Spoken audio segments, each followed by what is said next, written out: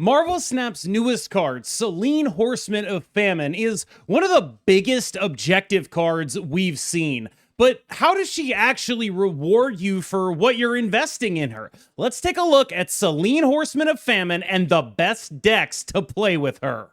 Selene, Horseman of Famine is a 4/4 with an objective that effectively makes her a 4/14. That's right, when you play 3 cards without abilities, then she steals 5 power from an opposing card at her location.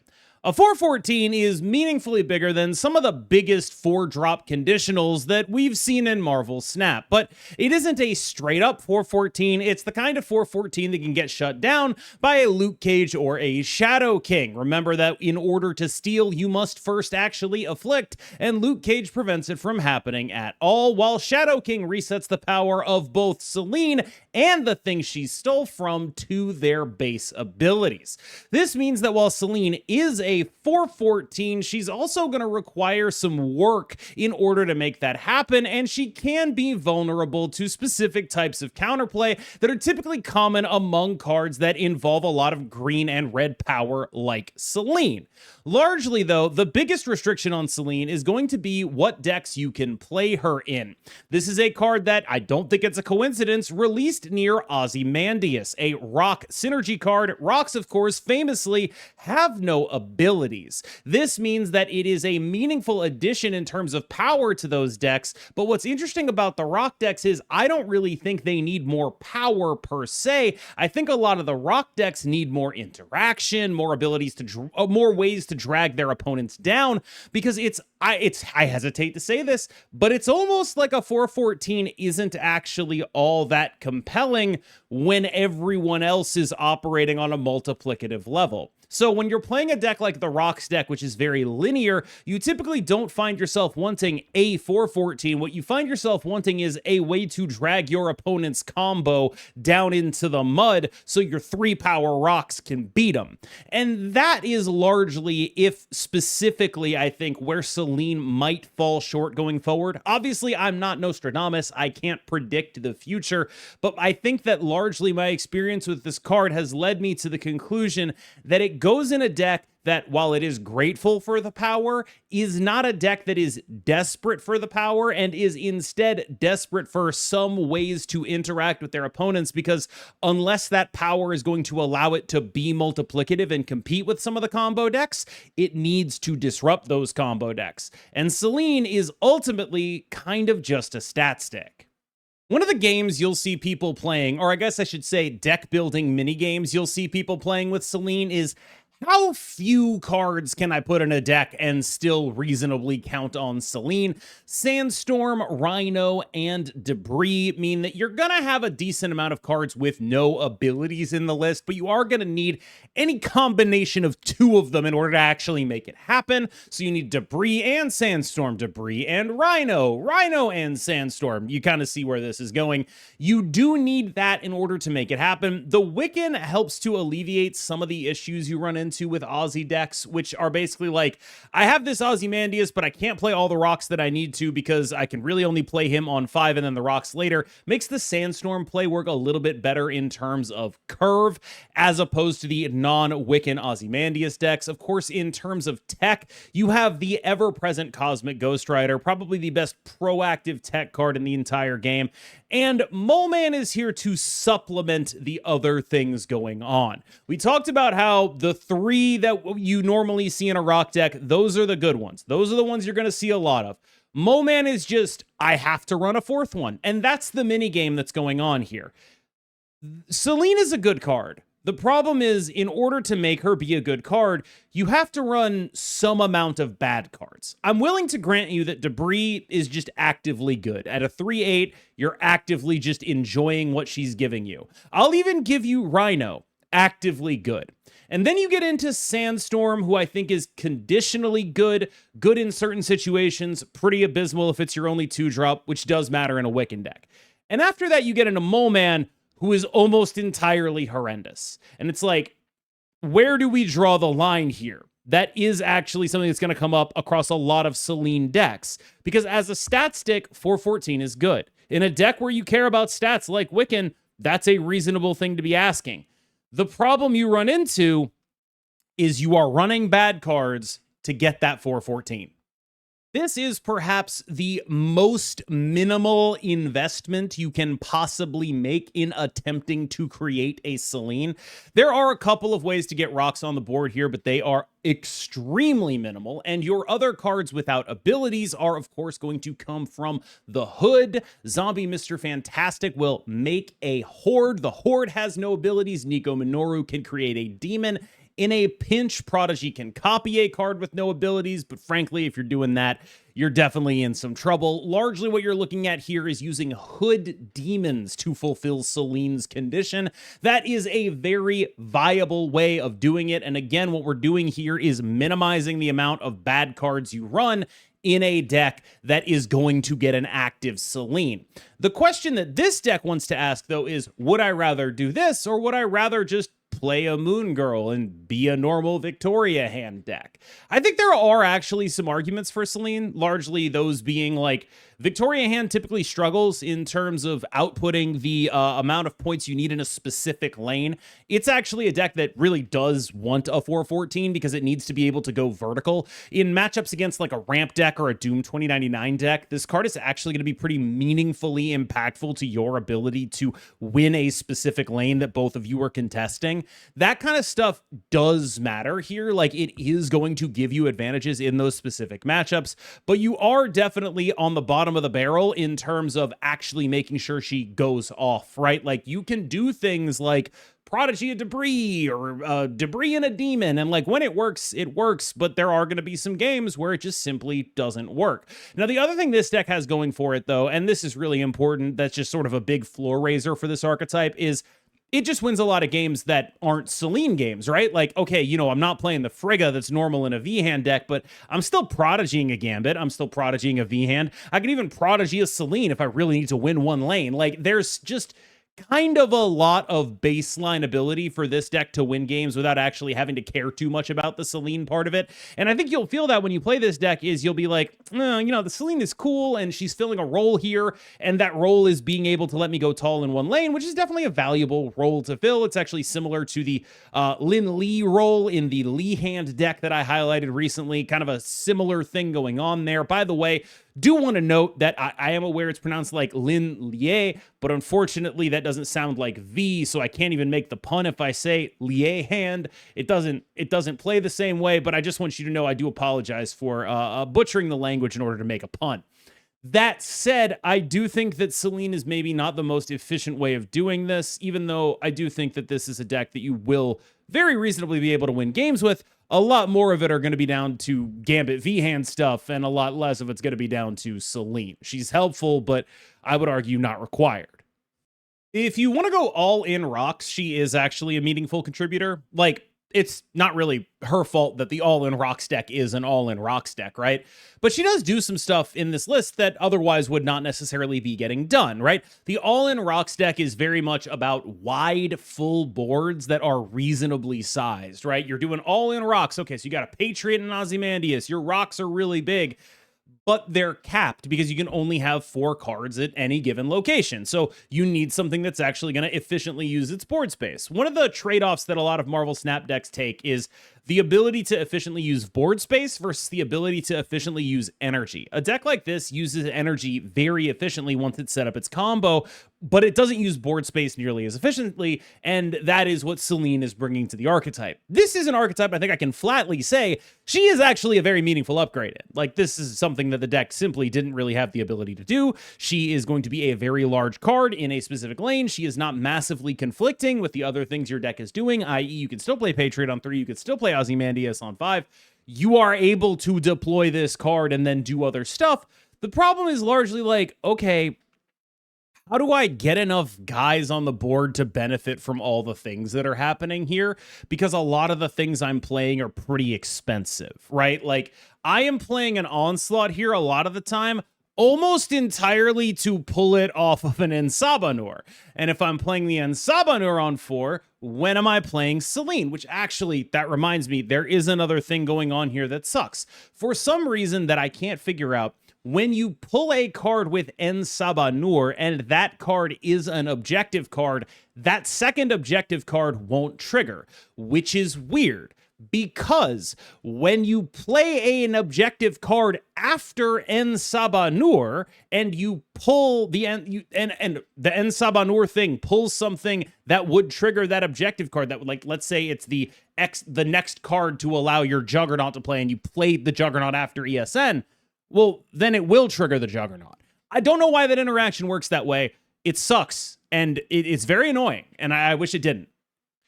Another direction you can take Selene is to take the abilities away from your cards. You could do things like Sauron to make sure that your cards don't have abilities. You can Enchantress your ongoing cards. They won't have abilities. This means that you can play Selene as a stat stick in a deck full of relevant stat sticks. And this is particularly important because there are just, like, the 4s in this package are horrendous. The 4s in the Sauron deck are abysmal. Like, Typhoid Mary, you're playing her, you're not happy about it. You'd rather be a Selene deck every single time. The other thing that you're doing here is just overlapping, Doom. The Doom bots will help trigger your Selene. You can do Doom and a 0 in order to make this happen. A 0 and a Debris will give you enough cards that are going to be able to activate Selene. The real question is what you're losing out on, and largely that is Scar, because while Selene is a 4/14, she is not a 4/14 in the traditional sense. This, I think, is the kind of loss that can be forgiven. Like, I don't think that's a necessarily incredible thing that you have to be doing in order to justify playing these decks. You can just play them, get ahead, do some stats, and generally feel okay.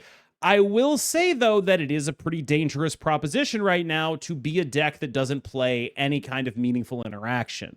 You're going to be a deck that, like, is faced with some decks that are similar in points output to you, but maybe a little bit better. You, as a Sauron deck, are naturally going to have access to Enchantress because it's kind of part of your proactive package, but that's not a very cheap card. So outside of decks that are meaningfully Enchantressable, a lot of which are playing Cosmo right now, you do run the risk of getting outpowered.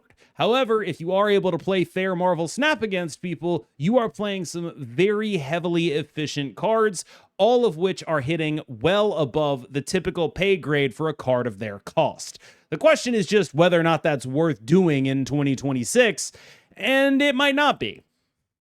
Last up, in probably my favorite, is Pixitron. I've loved Pixitron for a very long time. Basically since the first FOTA I ever did, where I pitched that they should buff Claw and Ultron, and like 2 weeks later they buffed Claw and Ultron, and I got to actually play them in a Pixitron deck, and it was good. I have incredibly fond memories of that time. I think I'd gotten knocked out of my house thanks to a storm, and so I was with my fiance's family recording Pixitron lists. Must have been 2 years ago. Very fond memories. I do love this deck. And like other Pixie decks, it has like some natural upside, right? Like, this is not a high roll Pixie deck. It's just a deck that is allowing you to do some things that are otherwise out of the ordinary for a typical Ultron output deck, thanks to Pixie. But you have a lot of ability to just be like, I'm going to play a Selene and then a Blue Marvel and then an Ultron, right? And that's a very medium game plan, but it is a very nice backup plan. And so you just have quite a few guys that do stats. You have Mobius for the Mr. Negative decks. You have Pixie to make it difficult to snap on you and to give you powerful snap mechanics. You have En Sabanur, who has just consistently been a good card recently. That is a guy who I think could very reasonably be on a bit of a Galactus First Steps arc, where he comes out, and because the last few season passes were so ridiculous, you're just like, oh, this guy kind of sucks. But as you get actual time with him, you're like, no, this guy's like a pretty decent contributor in a couple of real spots, like a solid B tier kind of guy. That's sort of what it feels like he's turning into now. Now, the thing about Ultron decks, especially with Blue Marvel, and we talked about this a little bit with the Rocks decks, is they're very good at wide point allocation, very efficient at doing that, but they're not very good at going tall. And so Selene being a card that's like, you play Ultron, you play Blue Marvel, the Selene is just going to be 14 power. That's actually just something that is genuinely additive to this archetype. It also is a 4. Another thing that is genuinely additive to this archetype, right? Like, what is your nut draw a lot of the time? It's Patriot on 3, it's Blarvel on 5, it's Ultron on 6. What's the 4? And Selene is the 4. And it's like, that's Is it the greatest thing ever? No, but is it like actually moderately playable for an archetype that I absolutely love? Is it actually filling a hole?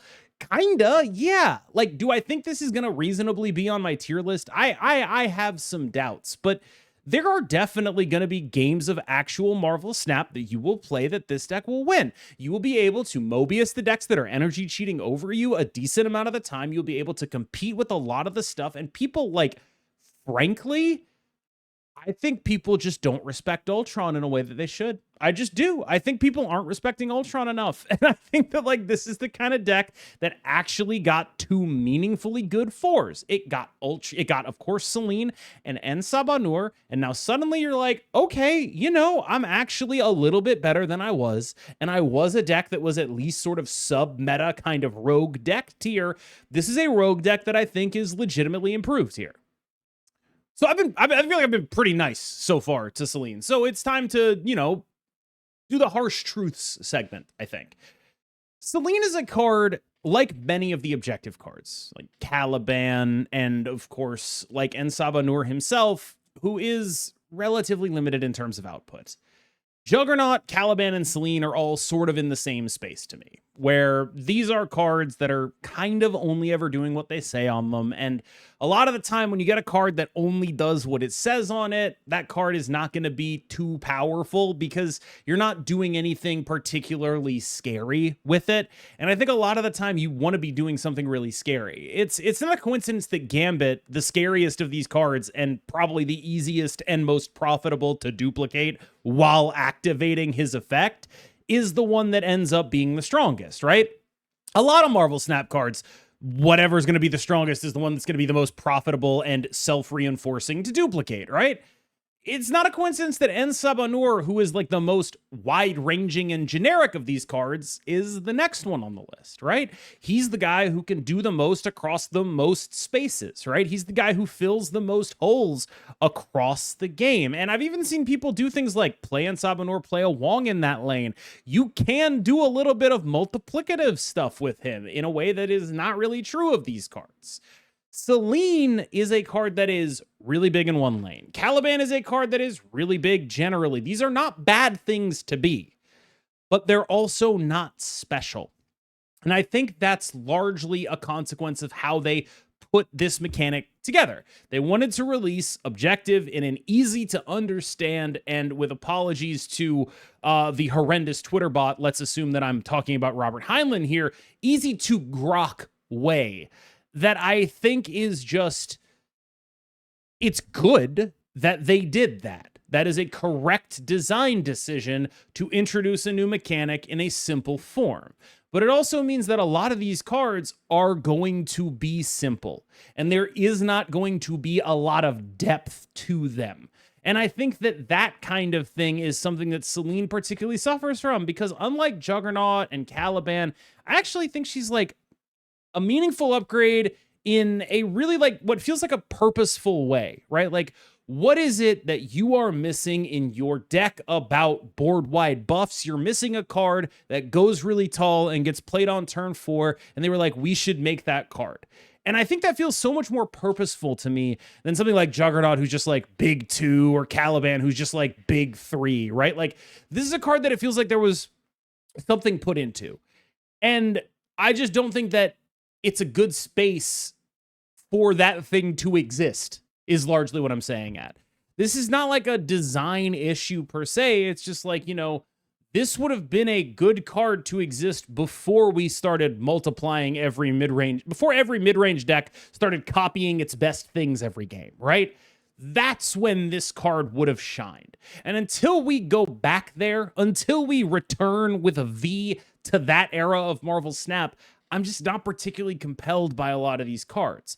But by the same token, if and when we ever do, these guys are really big stat sticks, which makes talking about like purchasing them kind of difficult, right? Like, largely, I would suspect that they will not end up worth it. But since I can't predict the future and I don't know what they're going to do to like the general state of the game, maybe. Largely, I think this should have helped you understand what my thought process is on all of these cards, how I've been evaluating them, and why there's a little bit of a tinge of sadness in my voice, because I do think Selene feels like it was meant to fill a role in those Ultron decks, and I think it does fill that role, and it's just those decks aren't particularly noteworthy, and that's unfortunately just where she's at. All right, y'all, thank you so much for watching. As always, I have been KMBest. You have been phenomenal. Remember to like and subscribe, and I will see you in the next one.